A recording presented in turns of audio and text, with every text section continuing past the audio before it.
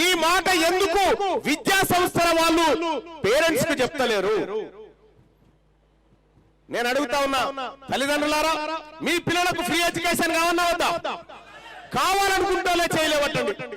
మీ పిల్లలకు free education కావాలా వద్దా? కావాలా వద్దా? కావాలంటే అది రైట్ టు ఎడ్యుకేషన్ ద్వారా మాత్రమే సాధ్యమైతుంది. రైట్ టు ఎడ్యుకేషన్ యాక్ట్ ద్వారా. ఇలా గమ్మత్ విషయం ఏంటంటే, హైదరాబాద్ లో, ఓన్లీ హైదరాబాద్ లో శ్రీ చైతన్య నారాయణ స్కూల్లో ఇంటర్మీడియట్ కాలేజీల దోపిడీ 8,000 కోట్లు తెలుసా? 9,500 కోట్ల రూపాయలు ఓన్లీ ఇంటర్మీడియట్ కాలేజీలకు దోస్తా ఉన్నారు.